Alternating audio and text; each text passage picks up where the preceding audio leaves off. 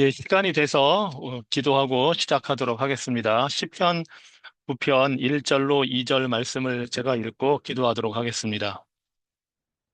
내가 전심으로 여호와께 감사하오며 주의 모든 기이한 일들을 전하리이다. 내가 주를 기뻐하고 즐거워하며 지극히 높으신 주의 이름을 찬송하리이다. 지극히 높으신 하나님, 만물이 주님을 찬양하며 경배합니다. 다윗이 주님을 찬양하고 경배한 것처럼 우리 또한 주님을 찬양할 수 있는 이 놀라운 특권과 은혜와 기회를 허락하여 주시니 감사합니다. 주님, 이 말씀 그대로 하늘이 주님의 위대하심을 증거하니 주님은 과연 찬양받기에 합당하신 분이십니다. 주님은 대대로 주의 백성에게 능력과 변함없는 그 사랑과 지혜와 자비를 보여주셨습니다. 우리가 그 주님을 기억하고 바라보며 주님을 사모하며 경배와 찬양을 올려드립니다. 주님, 무엇보다도 주님의 위대하심을 우리가 더욱 깊이 기뻐하며 그 위대하신 주님을 생각하고 사모하는 마음을 우리 안에 이루어 주시옵소서. 주님, 이 세상 살면서 우리의 마음이 쉽게 나뉘어지고 그래서 두 마음을 품고 살아가는 어리석고 연약한 모습을 주님 불쌍히 여겨주시기를 원합니다. 우리가 이 세상에서 일어나는 일들에는 민감하게 반응하고 또 급하게 반응하지만 주님께서 행하시는 그 놀라운 역사와 은혜와 행사를 기억하는 데는 매우 더딥니다. 주님께서 우리의 기도를 들으시고 응답하시며 우리가 고난 중에 있을 때에 자비를 베푸시고 또 주님께서 우리에게 날마다 필요한 모든 것들을 공급하신다는 그 사실을 우리가 쉽게 잊어버리고 주님 앞에 우리가 조바심을 내고 살아갈 때가 있음을 고백합니다. 주님, 성령께서 능력으로 우리의 마음을 일깨워 주셔서 주님의 그 신실하신 사랑을 우리가 깨닫고 기억하게 하여 주시고 그 주님을 향한 온전한 예배와 경배가 우리의 마음 깊은 곳에서부터 우러나오게 하여 주시옵소서. 주님, 오늘도 우리가 주의 말씀을 함께 듣고 배우기 원합니다. 그 주의 말씀을 대할 때에, 깨달을 때에 우리 마음속 깊은 곳에서부터 하나님을 향한 감사가 넘쳐나게 하여 주시고 우리의 가정과 교회와 일상의 삶 속에 주님을 기뻐하며 찬양하는 그 삶이 깊이 뿌리내리게 하여 주시옵소서. 우리가 주께서 행하신 일을 바라보게 하여 주시고 무엇보다도 십자가에서 이루신 그리스도의 대속 사역을 우리가 깊이 묵상하게 하여 주시옵소서. 그 피로 우리의 죄를 사하여 주시고 의롭다고 하신 그 은혜, 또 우리가 거룩하게 변화되도록 이끌어 가시는 그 은혜, 영광의 생명을 얻을 그날까지 우리를 보호하시고 인도하시는 그 은혜를 우리가 잊지 않게 하여 주시옵소서. 주님, 이 구속의 은혜, 구원의 은혜가 과거에 우리가 고백한 것으로 끝나는 것이 아니라 오늘도 성령께서 우리 안에서 역사하신다는 사실, 임마누엘 하나님을 우리 가운데 체험하게 하신다는 그 사실을 보게 하여 주셔서 과거에 받은 구원이 현재의 구원으로 이어지게 하여 주시고 미래에 장차 우리가 천국에 들어가는 그 영광의 구원으로 연결될 수 있도록 날마다 우리를 새롭게 하여 주시고 거룩하게 하여 주시옵소서. 무엇보다 하나님을 더 기뻐하는 마음을 성령께서 일으켜 주시옵소서. 이 시간 우리의 마음문을 열어주셔서 말씀 가운데 나타나시는 하나님의 위대하심과 그리스도의 영광을 보게 하여 주시고 그 은혜에 대한 감사와 찬양의 삶이 날마다 풍성하게 하여 주시옵소서. 그래서 우리의 육신은 연약해지고 우리의 겉모습은 날마다 쇠하여 가지만 우리 영혼이, 우리의 온 삶이, 우리의 온 몸과 마음이 주님만으로 기뻐하고 즐거워하며 그 받은 구원의 은혜와 성령의 역사하심을 따라 주님께 영광을 올려드리는 삶이 될 수 있게 하여 주시옵소서. 예수 그리스도 이름으로 기도합니다. 아멘. 자, 오늘은 우리가 이제 41장 마지막 부분을 좀 이제 보고 41장이 끝나게 되는데, 41장 53절로 57절을 우리가 이제 보려고 합니다. 41장은, 요셉이 바로왕의 부름을 받고 감옥에서 이제 나와서 바로왕의 꿈을 주는 그 장면을 통해서 애굽의 국무총리가 되는 그러한 사건이 일어난 곳이 바로 41장입니다. 그렇게 해서 애굽의 총리가 된 요셉이 이제 꿈을 해석한 대로 7년 풍년과 7년 흉년을 겪게 되는 그 과정이 부분이 이제 이 마지막 부분에 나옵니다. 사실 이 7년 흉년에 대한 부분은 그렇게 자세하게 설명이 되어 있지는 않습니다. 뭐 정말 걱정할 것이 없지요. 그 47절부터 49절에 보면 7년 내내 토지 소출이 많았고 곡물을 거두어서 요셉이 제안한 대로 5분의 1씩 거두어서 다 저장해 두었고 그래서 심지어 49절에 보면 그 곡식이 너무 많아서 이제 더 이상 셀 수가 없었다 하는 것으로 이 풍년이 얼마나 큰 복이었는지를 이렇게 간략하게 표현을 하고 있습니다. 이것과 더불어 이제 요셉이 가정을 이루고 자식을 낳고 하면서 하나님 안에서 치유함을 받고 왜냐하면 과거에 자신이 받았던 그 모든 고난 가나안 땅의 야곱의 가정에서부터 또 팔려오는 이 모든 과정, 노예가 되고 감옥에 갇히는 그 모든 그 삶, 지금 이제 30살인데 어떻게 보면 과거 30년 동안에 받았던 그 모든 고난과 고통으로부터 하나님께서 치유해 주시는 그 복을 첫 아들 당남의 이름을 므낫세라고 지음으로써 표현을 했습니다. 잊었다, 잊게 하셨다, 과거의 모든 고통을.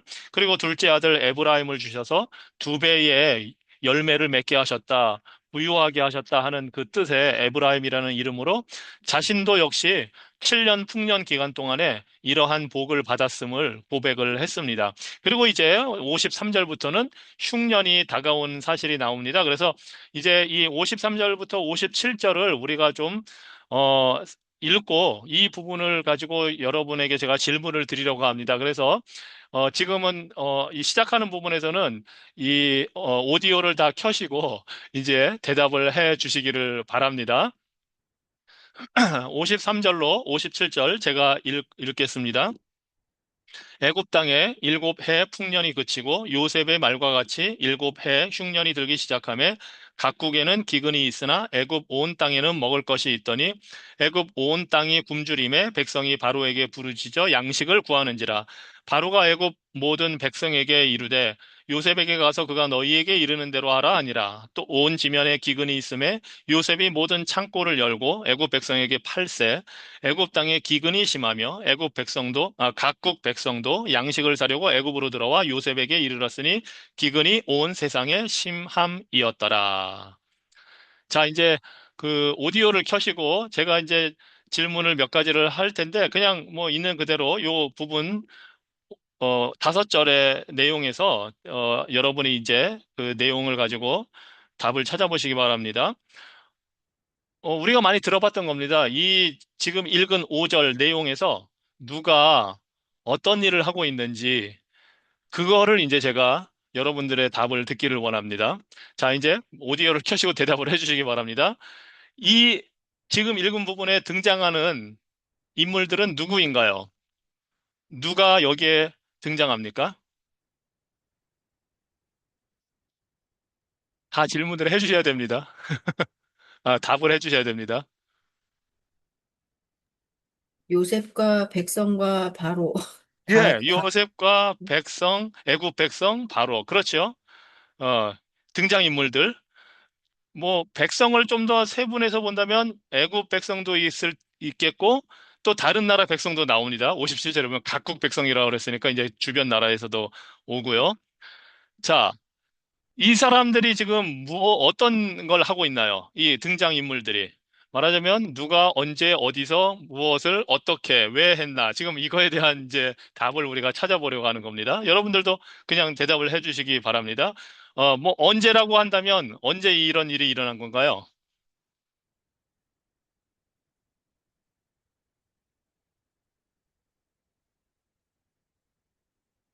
언제? 흉년이 들기 시작할 때 예, 흉년 때입니다. 예, 어렵게 생각하지 마세요. 여기 있는 걸 그대로 읽고 이렇게 답을 해주시면 됩니다. 어, 어디에서 일어난 일인가요? 이런 지금 일들이.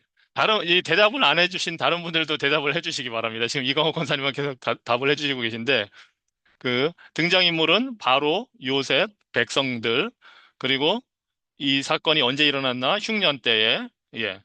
어디에서 일어났나요? 이 이야기가 어디에서 펼쳐지고 있나요? 애굽 땅. 예, 애굽 땅입니다. 예, 그리고 좀 더 범위를 넓혀보면 배경이 되는 것은 그 애굽에 있는 주변 다른 나라, 뭐 이름은 안 나와 있지만 다른 나라 백성들도 등장을 하니까요. 예, 이제 그러면 이 사람들이 지금 하고 있는 일이 뭔가요? 또는 무엇을 하고 있고 또는 무엇을 안 하고 있고 뭐 이런 거 그냥 무슨 일이 일어나고 있는지를 한번 관찰을 해보세요. 이 답을 안 하신 분들이 이제 하셔야 됩니다. 무슨 일이 일어나고 있나요?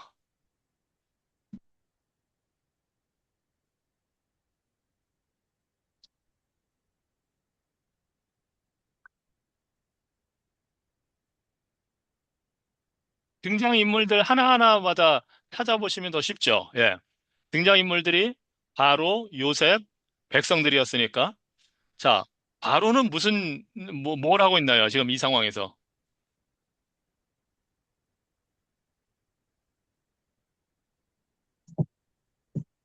요셉의 백성들이 바로에게 부르짖잖아요. 양식을 구하려고. 예, 예. 백성들이 한 일은 부르짖은 겁니다. 예. 그게 이제 백성들이 한 일입니다. 먹을 게 없어서 이제 양식을 달라고 한 거고요. 그럼 바로는 무슨 일을 했나요?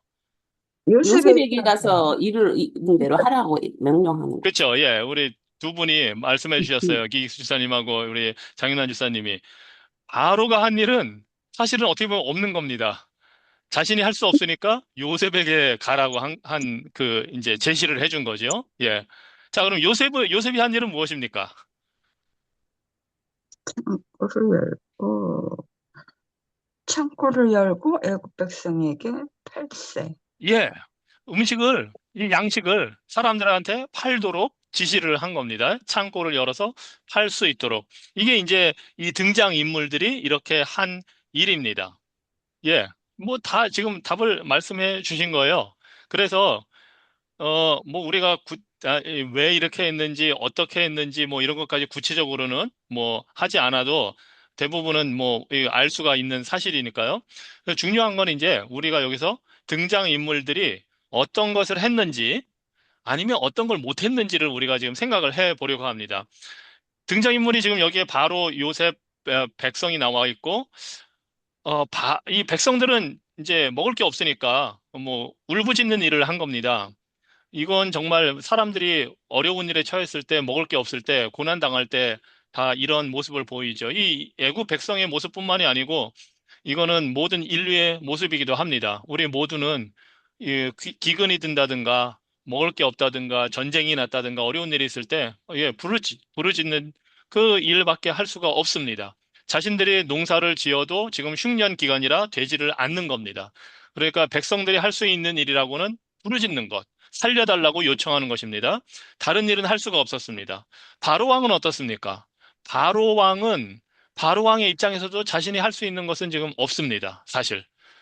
모든 거를 이제 요셉에게 맡겨놨기 때문이기도 하고, 또 보면 바로 왕이 왕이지만 실질적인 통치는 요셉이 하고 있다는 것을 보여주고 있습니다. 이게 지금 이 등장인물들의 모습입니다. 그리고 이제 다른 나라 백성들도 뭐 마찬가지 형편에서 있는 거고요. 지금 우리가 이렇게 등장인물을 세 명을 봤는데 등장인물을 또 우리가 찾을 수 있습니다. 여기에 지금 53장, 3절에서 57절에 보면 또 다른 인물이 등장한다는 사실을 우리가 찾아볼 수가 있습니다. 누가 있을까요? 이 구절에. 각국 백성들.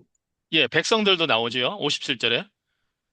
다른 나라 각국 백성? 예, 각국 음. 백성들, 다른 나라 백성들도 등장인물이기는 합니다. 애국 백성들과 마찬가지죠, 형편은.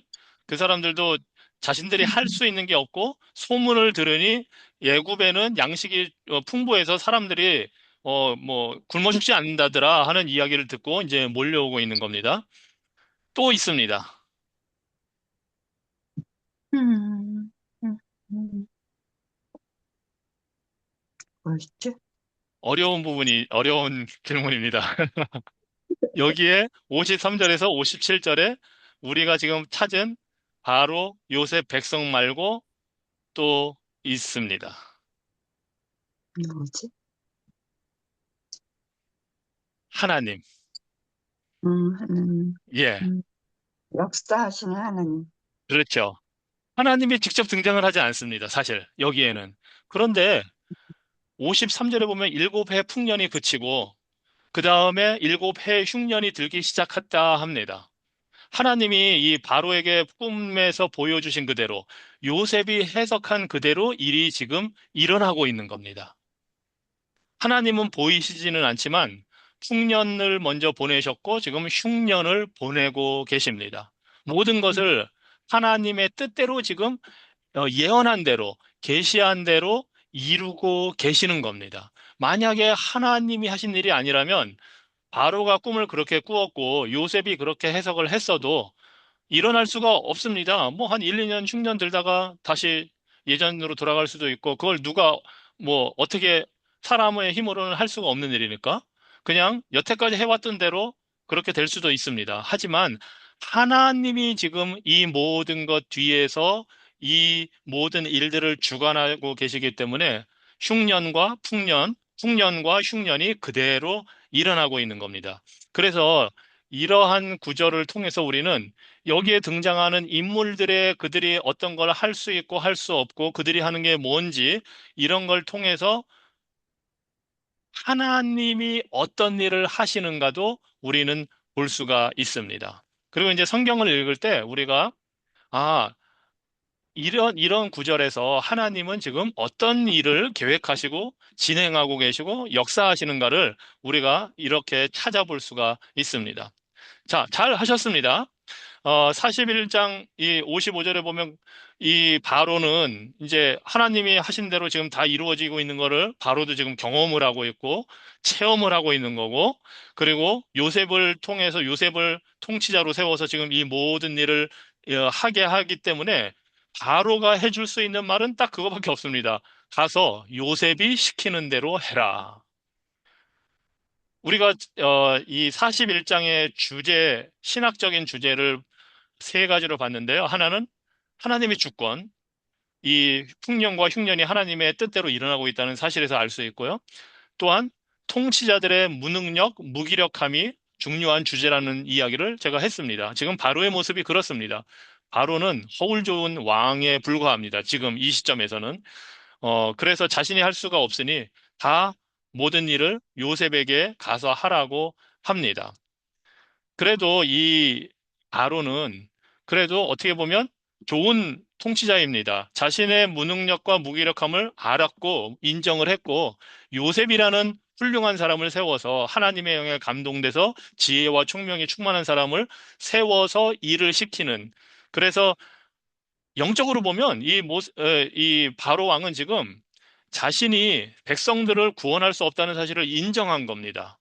그리고 구원자는 바로 요셉이라는 사실을 인정을 하는 겁니다. 아주 훌륭한 통치자입니다. 사실 자신의 무능력함과 무기력함을 인정하고 올바른 사람을 세우고 나는 구원자가 될 수 없다 하는 사실을 인정하는 그러한 통치자는 정말 겸손한 통치자이고 사실 하나님은 그러한 사람을 사실은 원하십니다. 그러한 통치자를 원하십니다. 이 세상의 많은 통치자들, 대통령과 뭐 총리나 왕들이, 독재자들이 바로 이 바로처럼만 해도 많은 사람들의 문제가 해결될 겁니다. 북한을 생각해봐도 그렇지 않습니까? 그 김정은이라는 독재자가 자신의 힘으로 하려 하지 말고, 아, 나는 이게 한계가 있구나. 나는 구원을 해줄 수 없구나 하는 걸 깨닫고 살 길을 찾고 외부의 도움도 구하고 한다면 그러면 훌륭한 통치자가 되는 겁니다. 그런데 그렇지 않은 사람들이 현실적으로는 많이 있지요. 그런 통치자들 때문에 백성들이 고생을 많이 합니다. 지금 애굽 백성들은 바로 왕의 현명한 겸손한 그 모습 때문에 구원을 받고 있는 겁니다. 자, 그래서 실질적으로 요셉이 애굽의 구원자가 되는 겁니다. 백성들을 먹여 살리는 국가 경제를 운영하는 그러한 통치자가 되는 겁니다. 영적으로는 분명한 교훈이 우리에게 있습니다. 애굽 백성들이 바로가 아니라 요셉에게 가야 구원을 받는 것처럼 우리들도 이 세상의 통치자나 이 세상의 위대한 인물을 통해서 우리의 삶의 문제가 해결되는 것이 아니라 우리의 구원자 예수님께 가야만 우리의 삶의 문제가 해결되고 무엇보다 이 삶의 모든 고통과 어려움을 갖고 오는 죄의 문제가 해결을 받고 영생의 구원을 얻는다는 사실을 이 장면으로부터도 우리는 볼 수가 있습니다. 그리고 또 하나 우리가 이제 중요한 것을 내용을 본 것 중에 하나는 이 백성들은 지금 먹고 살 길이 없으니까 그냥 부르짖었습니다. 그리고 이 부르짖은 것이 인류의 모습이기도 하고 성경에서도 계속 나타나는 모습입니다. 이스라엘 백성들도 부르짖었습니다. 하나님의 백성들도 부르짖습니다. 보통 부르짖는다는 것은 이 지금 흉년을 맞이한 이 애국 백성들처럼 절망적인 상황에서 무력한 자신들은 문제를 해결할 수 없다는 것을 뼈저리게 느끼는 상황에서 정말 구원이 필요하다는 것을 깨달은 상황에서 하는 일이 결국은 부르짖는 겁니다.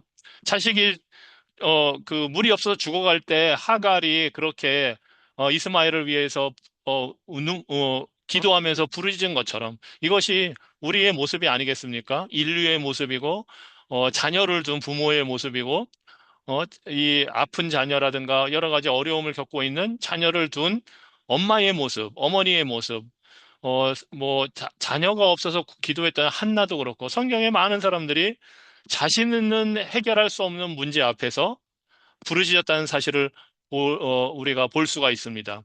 그리고 이 사실은 결국 나중에 이스라엘 백성의 이 출애굽기에서 건짐을 받을 때에도 이 일은 되풀이 됩니다. 막 노예 생활이 더 힘들어질 때에 이스라엘 백성이 하나님 앞에 부르짖습니다. 그때 바울은 이미 이스라엘 백성을 탄압하는 존재였고 이 요셉의 시대의 바로가 아니었습니다. 그래서 이 출애굽기에 나오는 바로 왕들은 오히려 하나님의 백성들을 억압하고 탄압하는 존재였기 때문에 그들에게 구원을 기대할 수가 없습니다. 당연히. 그때 이스라엘 백성이 부르짖은 대상이 바로 하나님이십니다. 그리고 하나님은 그때에는 모세를 구원자로 하나님께서 보내십니다. 그래서 지금 일어나는 이 41장의 이 사건은 사실은 출애굽기에서 나타나는 출애굽의 그 모습, 백성들이 부르짖고 모세를 통해서 하나님께서 구원하시는 그 역사가 이루어지는 것을 지금 모형으로, 그림자로 보여주는 것이 바로 이 창세기 41장의 요셉의 모습입니다. 그리고 하나님께서는 그렇게 부르짖는 자들을 반드시 듣는다는 사실을 우리가 말씀을 통해서 볼 수가 있습니다. 성경 몇 구절을 우리가 함께 보려고 합니다. 우리가 부르짖을 때 들으시는 하나님에 대한 말씀입니다. 시편 34장 6절에 이렇게 말씀합니다. 이 곤고한 자가 부르짖음에, 지금 다윗의 시거든요. 이 곤고한 자가 부르짖음에 여호와께서 들으시고 그의 모든 환난에서 구원하셨도다. 다윗이 참 인생 살면서 왕이 되는 그 과정까지도 얼마나 험난한 일이 많았습니까? 사울 왕에게 쫓겨다니고 잘해도 시기를 받고 질투를 받고 죽게 되고 막 어떻게 할 수 없는 그런 상황. 그런 상황에서 이 다윗은 부르짖었습니다. 그때 하나님께서 들으시고 구원해 주셨다 합니다. 시편 145편 18절로 19절에 또 이렇게 말씀합니다. 여호와께서는 자기에게 간구하는 자, 부르짖는 자가 곧 간구하는 자입니다.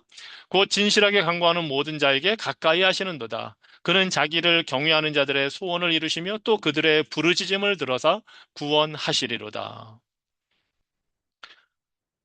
이 두 구절을 보면 곤고한 자, 어, 신약 성경에서 예수님이 표현하신 거로는 가난한 자를 말합니다. 심령이 가난한 자 또는 가난한 자.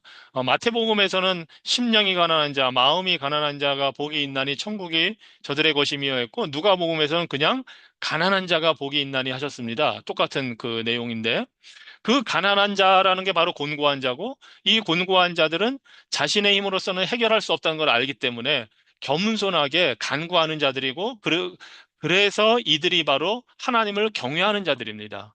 하나님 외에는 구원이 없다는 것을 알기 때문에 자신이 얼마나 비참한 존재인가를 아는 것, 그것이 곤고하다는 의미이고 영어로는 poor man이라고 합니다. 그리고 심령이 가난한 자 할 때도 poor입니다. 돈이 없다는 게 아니고 단순히 돈이 없고 뭐 물질이 없어서 가난한 게 아니라 영적으로, 육적으로 뭐 돈이 많아도 가난할 수 있습니다. 곤고할 수 있습니다. 결국은 영적으로 빈곤한 자를 말합니다. 하나님 앞에 드릴 만한 것이 없는 자, 내 안에는 소망이 없는 자, 내 안에는 구원받을 어떤 능력이나 자격도 없는 그것을 깨닫는 자가 기도할 때 하나님은 들으십니다. 그래서 야고보서 4장 6절에서 야고보 사도는 하나님이 교만한 자를 물리치시고 겸손한 자에게 은혜를 주신다 하였느니라 말씀합니다. 즉, 곤고한 자, 가난한 자, 먹을 게 없어서 굶어 죽을 상황에서 정말 힘들어하고 나에게는 정말 어디에서 도움이 하늘로부터 오지 않으면 살 수가 없거나 하는 걸 깨닫는 자가 바로 곤고한 자, 겸손한 자, 하나님만 바라보고 경외하는 자이고 그렇게 간구하는 자들을 우리 하나님은 들으십니다.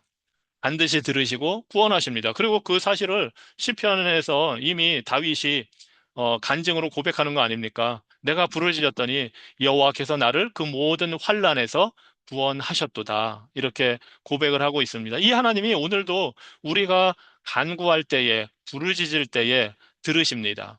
우리가 겸손히 나는 할 수 없습니다 하고 간구할 때에 하나님은 들으십니다. 여러분이 할 수 없는 일들 뭐 어떤 게 있습니까? 여러분이 스스로는 하기 어려운 일들, 죄와 싸우는 것, 죄를 깨닫는 것, 그리고 그 죄를 회개하고 돌이키는 것, 점점 예수님을 닮아가는 것, 이 모든 게 사실 쉽게 이루어지지는 않습니다. 아마 여러분들이 하나님의 말씀에 순종하라고 할 때 어떤 말씀에는 순종하기 어렵다는 걸 느낄 수도 있습니다. 또 어떤 경우에는 순종의 말씀이 있는지도 모르는 경우도 있습니다.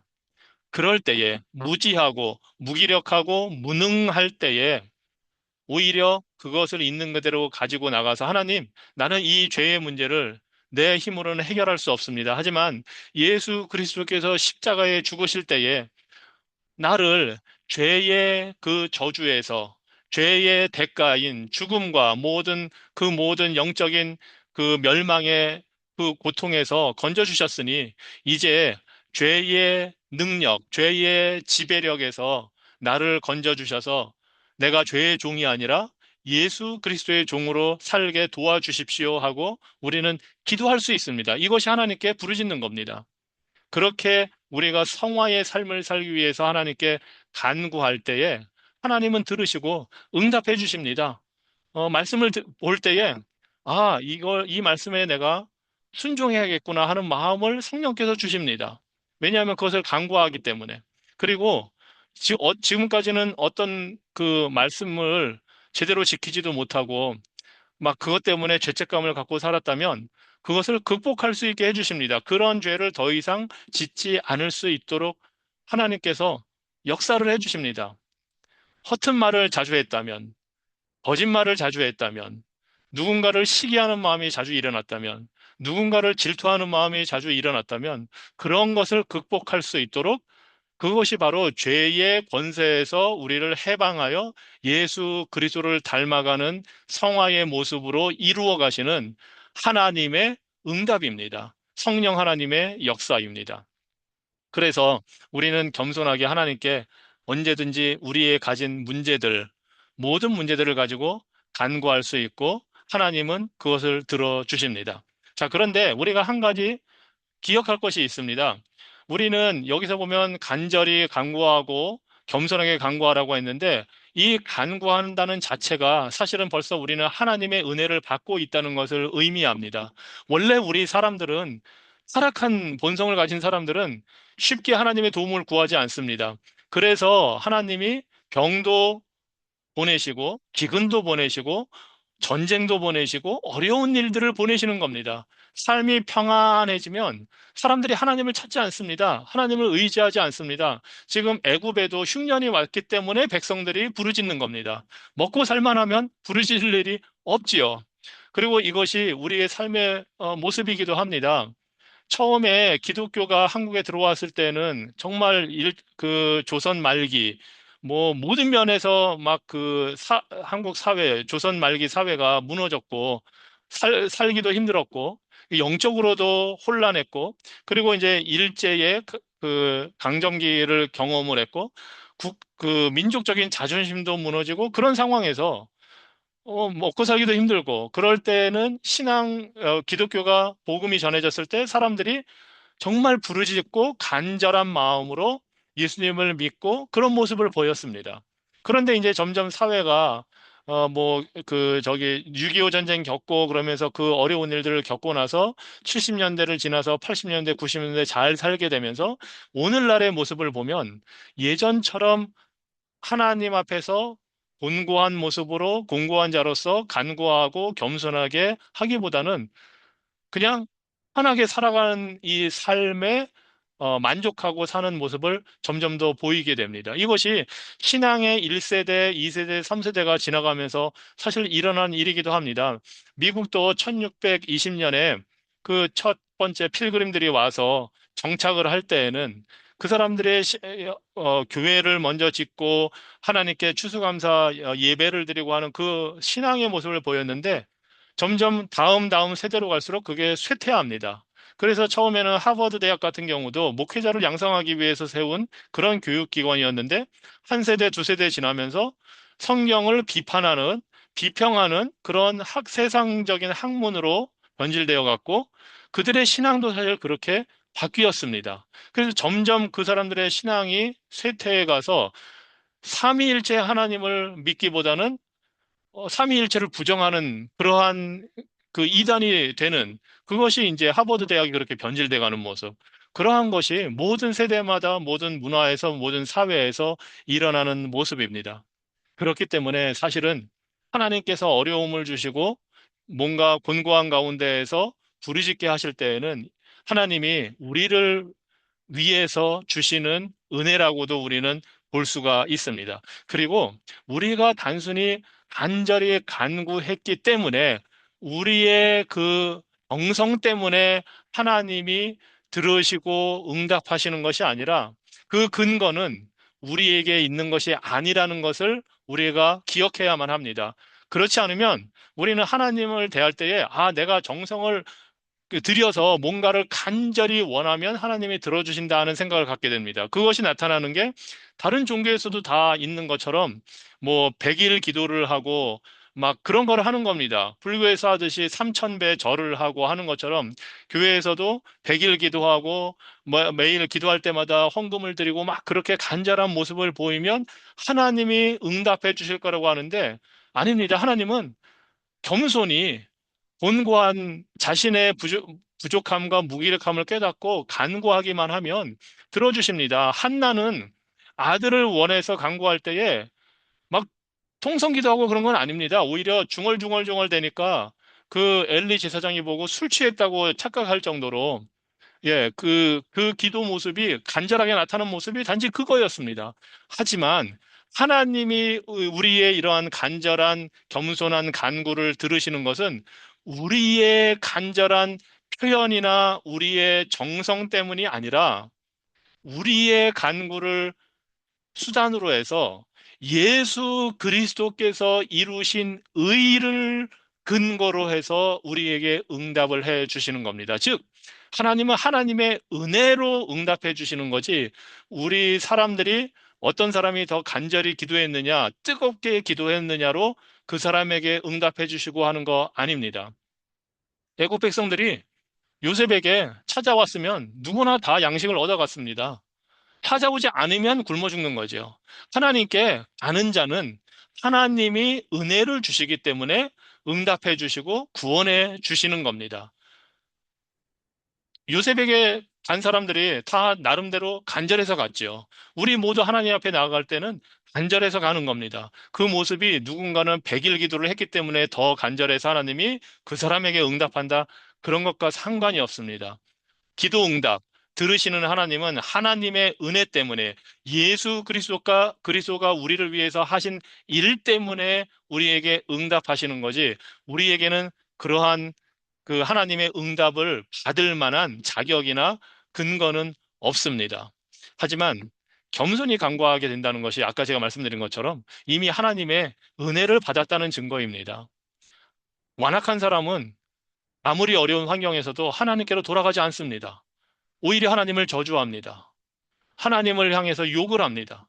하지만 그럴 때에 힘든 일이 있고 굶게 되고 고통이 있고 어려울 때에 마음이 겸손해지는 자, 그 사람은 이미 하나님의 복을, 은혜를 받은 겁니다.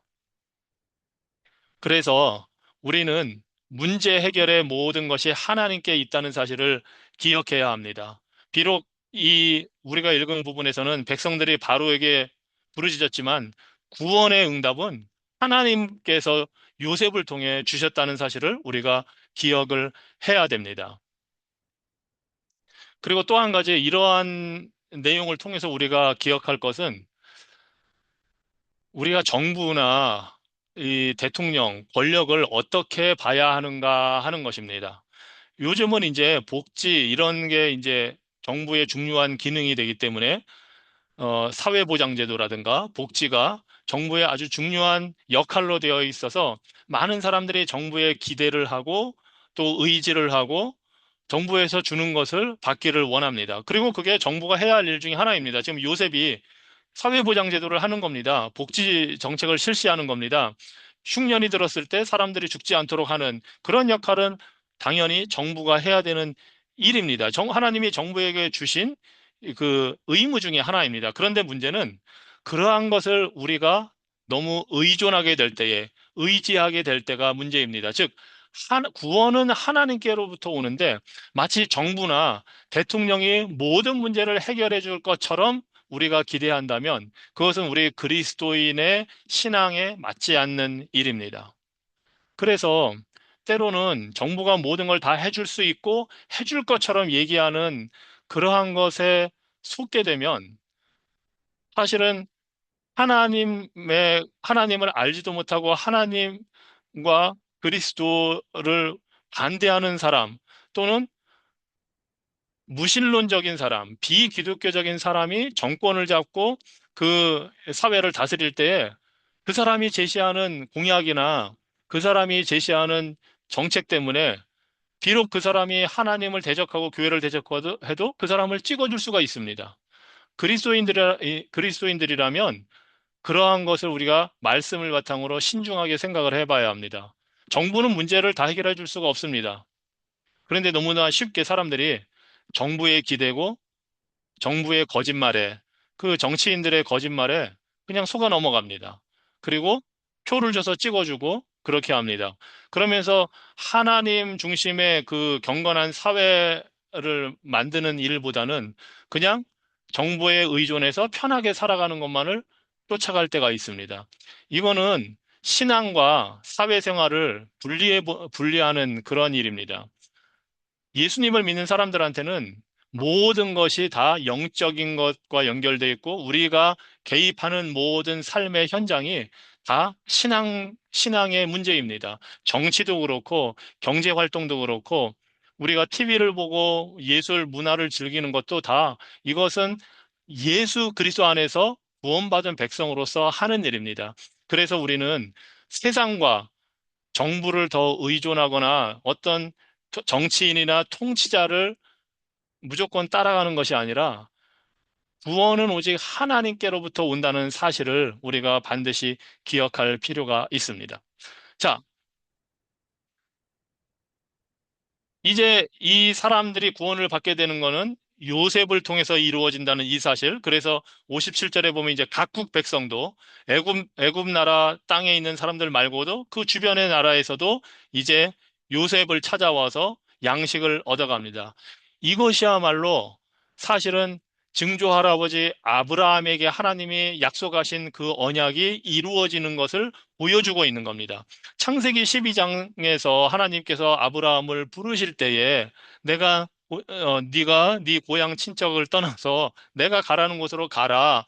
그러면 너로 말미암아 모든 족속이 복을 받게 될 것이다. 너를 축복하는 자를 내가 축복하고 너를 저주하는 자를 저주하겠다 하면서 하신 그 약속이 지금 이루어지고 있는 겁니다. 지금 요셉을 통해서 애굽 백성 그리고 그 주변에 있는 모든 나라 사람들도 가난과 기근에서 굶주림에서 벗어나서 구원을 받고 있습니다. 복을 받고 있습니다. 아브라함에게 하신 약속이 요셉을 통해서 이루어지고 있는 겁니다. 이것이 하나님의 원래 계획이었습니다.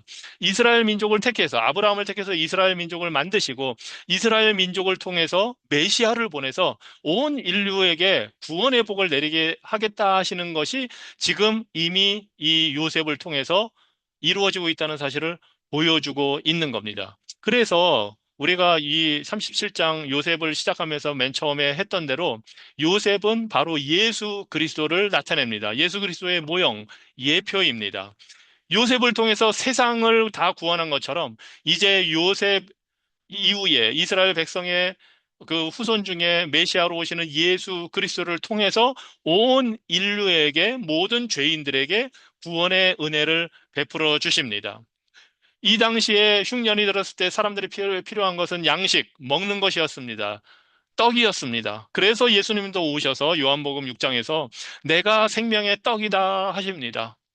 요셉을 통해서 모두 구원받게 하신 것처럼 이제 예수님을 통해서 모든 인류가 죄와 사망과 지옥의 형벌에서 구원받을 수 있도록 예수님께서 내가 생명의 떡이다, 나를 먹으라 말씀을 하십니다. 그리고 또 요한복음 10장에서는 내가 이 세상에 온 것은 양으로 생명을 얻게 하고 더 풍성히 얻게 하려는 것이라. 예수님이 주시는 이 구원의 떡, 양식은 우리의 죄 문제를 해결할 뿐만 아니라 우리가 영생을 얻어서 하나님과의 관계에서 하나님 나라의 백성으로 풍성한 삶을 살게 하시기 위해서라는 것을 예수님이 말씀을 하십니다.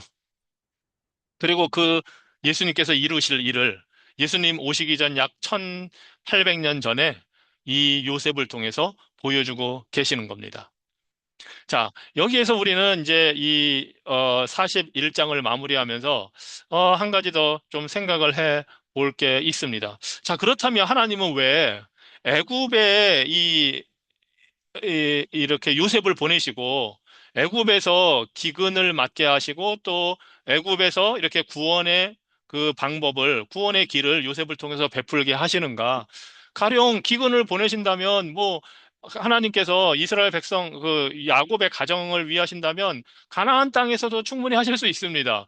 뭐 애굽 땅에 풍년이 온 것처럼 가나안 땅 그곳에서도 풍년이 오게 충분히 하실 수 있는 분입니다. 왜냐하면 이미 이삭 때에 보여주신 것처럼 이삭이 하는 것마다 혹시 그 이삭은 원래 야곱, 이삭, 뭐 아브라함 다 유목민이고 농사를 주로 짓는 민족이 아닙니다. 그런데도 이삭은 농사 짓는 것도 하나님이 아주 잘 되게 하셨습니다. 가축도 번성하게 하셨고 백배의 수확을 거두게 하셨습니다. 그런 하나님이시라면 가나안에서도 충분히 그렇게 하실 수 있는데 왜 하필 하나님은 애굽을 선택해서 요셉을 먼저 애굽으로 보내시고 이제 42장부터는 우리가 보게 되겠지만 이 요셉의 형들을 통해서 온 가족이 애굽에 정착하게 하실까? 왜 하나님은 애굽을 선택해서 이곳의 풍년과 흉년을 통해서 이런 일을 이루실까 하는 이유에 대해서 우리가 좀 생각을 해 보려고 합니다. 자, 하나님께서 이 시기에 요셉을 보내시고 애굽에 기근을 보내신 목적은 그 당시 일어나는 자연 현상을 설명하기 위해서가 아닙니다. 하나님의 그 언약, 아브라함에게 하신 그 언약, 구속 언약을 이루시기 위한 섭리로 이렇게 하고 계시는 겁니다. 즉, 이, 이 하나님께서 애굽에 기근을 보내시는 목적은 제가 지금 보여드리는 대로 이 5가지로 우리가 정리를 할 수 있는데요. 첫째는 이스라엘을 보존하시기 위해서입니다. 즉, 언약의 씨를 보존하시기 위해서 단순히 이 애굽 땅에만 있는 게 아니라 가나안 땅에도 그 주변 다른 나라들에게도 7년의 흉년, 네, 버금가는 그 기근이 들 텐데 그 모든 가나안에서의 기근으로부터 이 애굽의 이 야곱의 가족들을 보호하셔서 하나님이 아브라함에 약속하신 대로 큰 민족을 이루게 하겠다 하신 약속을 지키기 위해서 지금 애굽을 사용하고 계십니다. 그래서 하나님이 먼저 요셉을 보내신 거고 그렇게 해서 요셉의 형들을 불러들이고 야곱의 가족이 굶어 죽지 않고 보호를 받아서 하나님의 약속을 받은 민족으로서 이어질 수 있도록 이렇게 하신 겁니다. 그리고 또 두 번째 이유가 있습니다. 가나안 땅에 이 사람들이 지금 살고 있었거든요. 그런데 그 땅에 동화되지 않도록 하기 위해서 지금 하나님은 이들을 애굽으로 옮기고 계십니다. 즉, 이 가나안 땅의 도덕적인 타락, 그 가나안 백성들, 하나님이 아브라함에게 그 언약을 체결하시면서 네 후손들이 400년 동안 애굽에서 살 것이고 거기서 종로로 살 것이다 하시면서 하신 말씀이 그 후에 가나안 땅으로 들어올 건데 그 이유는 가나안 땅에 있는 민족들의 죄악이 아직 끝까지 차지 않아서 내가 그들에게 기회를 주고 회개할 기회를 주고 그 돌아설 기회를 줄 때까지 참기 위해서다 하고 말씀을 하셨습니다. 그 말씀대로 그 가나안 땅에 있는 이 족속들 말하자면 함의 후손들이라든가 하나님을 두려워하지 않고 하나님을 섬기지 않는 그 민족들의 죄악이 계속해서 성장하고 가득 찰 텐데 그것들로부터 보호하기 위해서 하나님은 이스라엘 야곱의 가족을 애굽으로 보내고 계신 겁니다. 우리가 이미 34장에서 봤습니다. 세겜에서 야곱의 아들들이 시므온과 레위가 그 세겜 사람들을 다 싹쓸이해서 죽였습니다. 그리고 38장에 보면 유다가 그 가나안 땅에서 다말을 맞아들이는 이런 사건도 일어났습니다.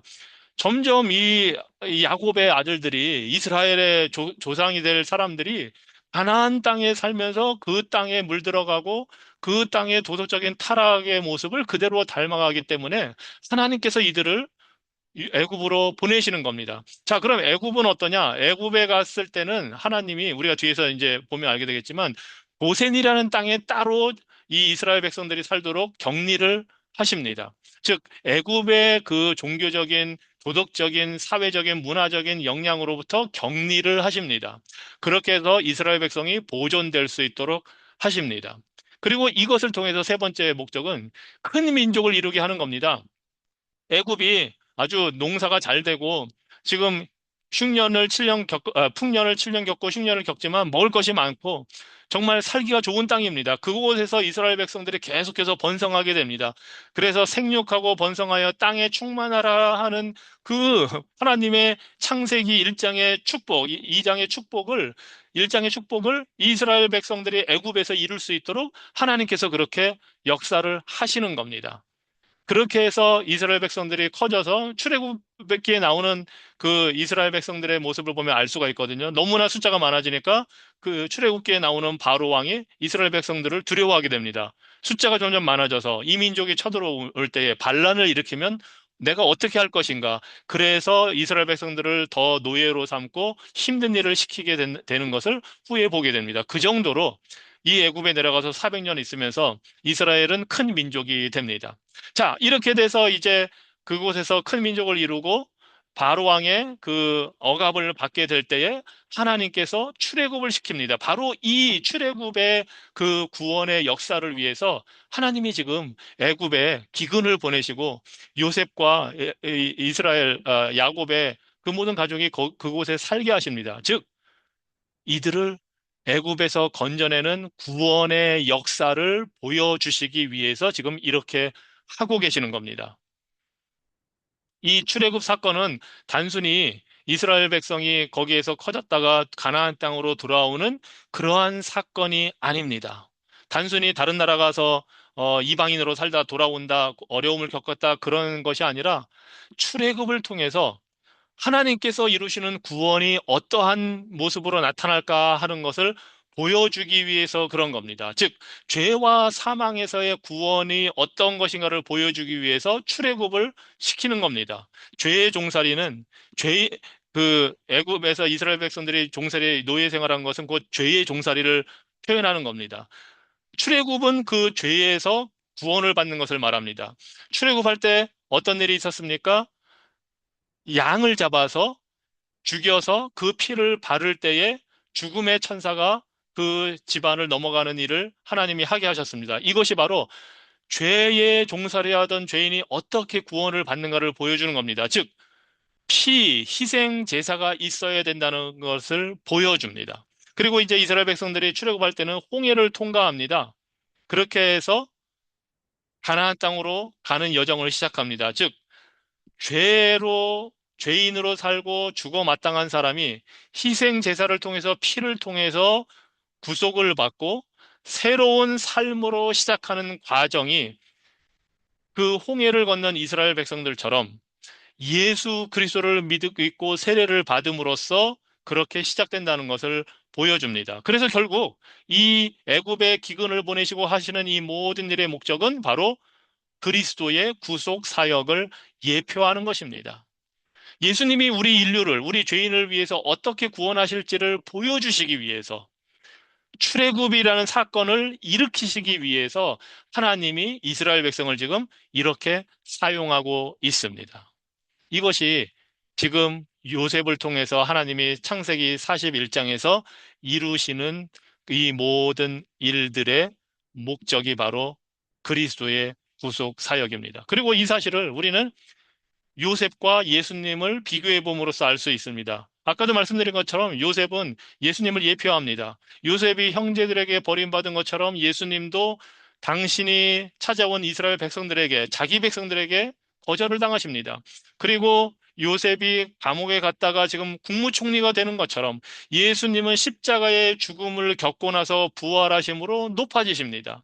그리고 이 요셉이 지금 이스라엘 백성뿐만 아니라 애굽 백성 모든 그 나라의 사람들을 구원하는 구원자로 역할을 하는 것처럼 우리 예수님은 십자가에 죽으셨다가 부활하심으로써 모든 죄인의 인류의 구원자가 되십니다.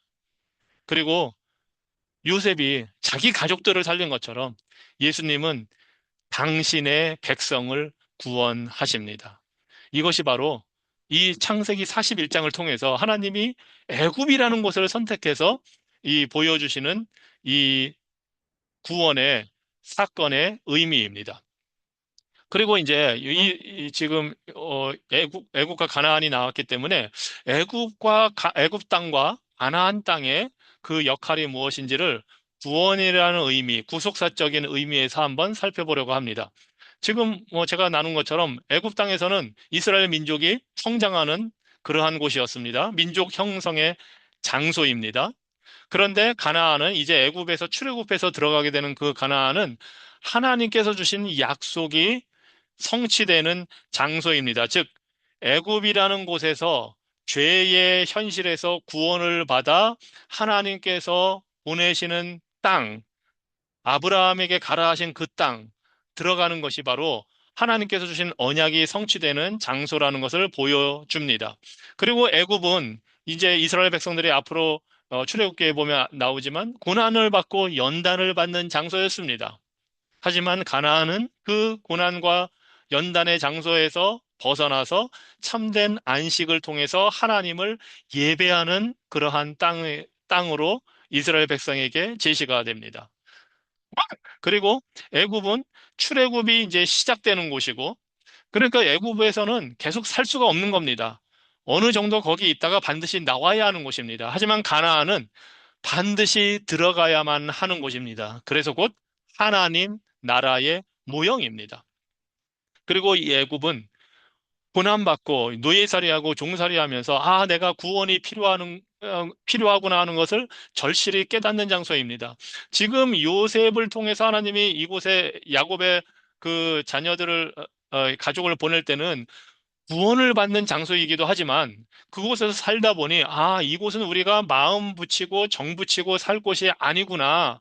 내가 살 곳은 이 애굽 땅이 아니라 하나님이 아브라함에게 약속하신 가나안 땅이구나 하는 것을 깨닫게 되는 장소입니다. 그래서 가나안은 그 깨닫고 나서 구원받아서 출애굽을 통해 구원받아 들어가서 구원의 삶을 사는 곳, 그곳이 바로 가나안 땅입니다.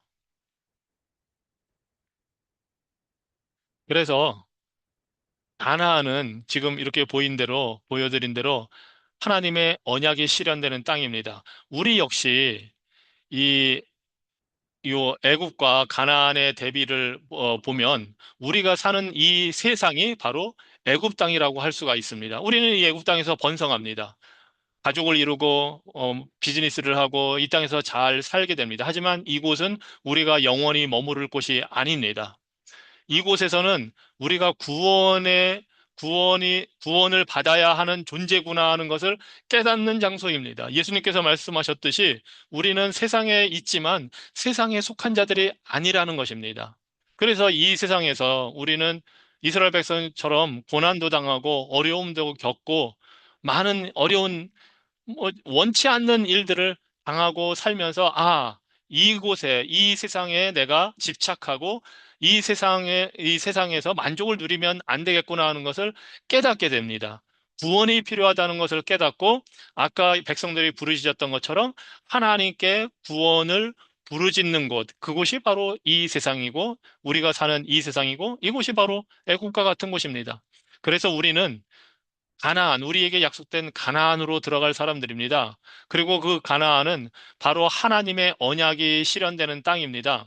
하나님이 약속하신 대로 우리가 하늘나라에 들어갔을 때에 완전히 풍성한 삶을 누리게 되는 겁니다. 우리가 갈 곳 가나안은 바로 천국입니다.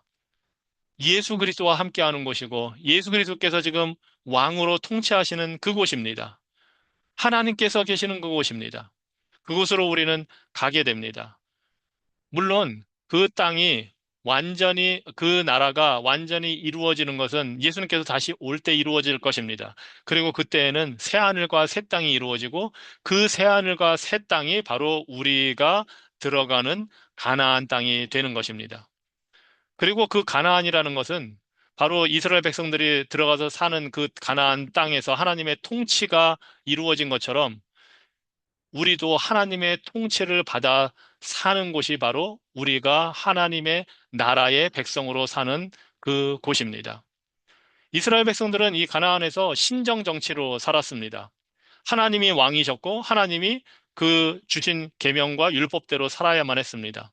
우리도 하나님의 백성으로 비록 이 세상에 살지만 애국과 같은 이 세상에 살지만 우리는 이미 사실은 완전히 이루어질 가나안 천국을 바라보면서 이 땅에서부터 성령님의 임재하심을 통해서 내주하심을 통해서 내 안에 계심을 통해서 하나님 나라의 백성으로 살고 있습니다.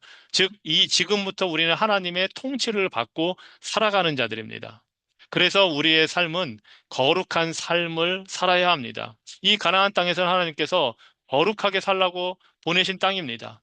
우리도 이 세상에서 살지만 이미 천국 백성으로서 살고 있으니 우리는 우상 숭배를 버리고 거룩한 삶을 살아야 됩니다.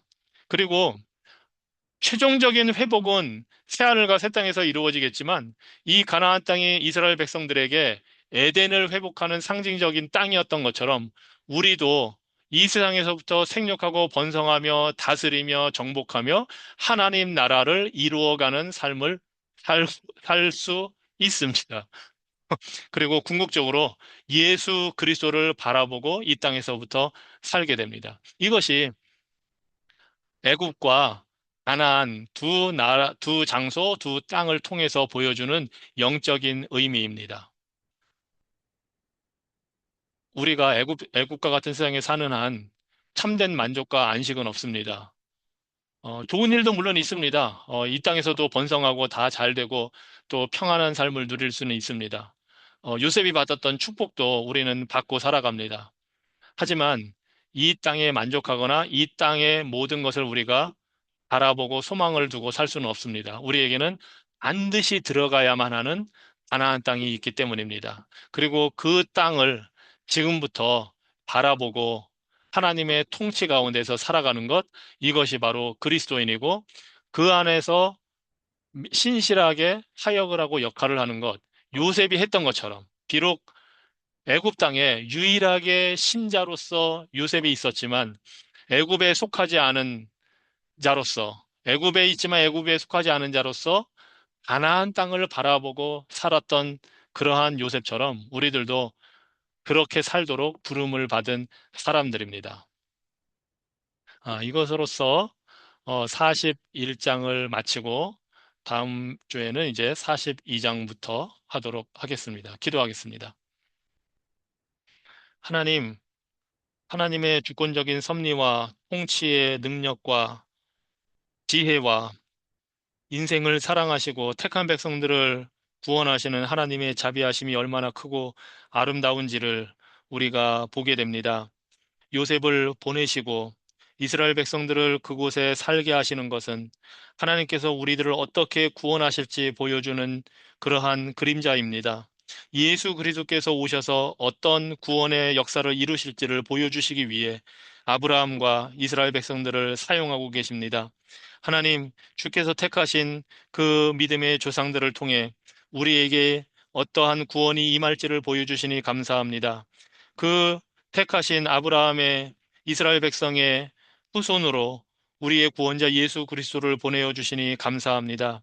그 주님이 오셔서 요셉이 했던 것처럼 그 모든 구원의 역사를 이루시고 우리를 건져 주시니 감사합니다. 우리가 구원받은 자로서 애국과 같은 세상에 속하여 살아가지만 가나안 땅을 바라보고 천국을 소망하고 사는 존재로서 주님의 그 신실하신 그 사랑과 능력을 의지하고 주님의 주권을 의지하고 바라보며 믿음으로 충성하는 사람들 될 수 있도록 우리를 인도하여 주시고 우리를 도와주시옵소서. 예수 그리스도 이름으로 기도합니다. 아멘.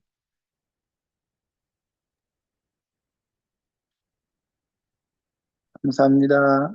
수고하셨습니다. 예, 평안한 밤 되세요. 네, 감사합니다. 감사합니다. 안녕히들 주무세요.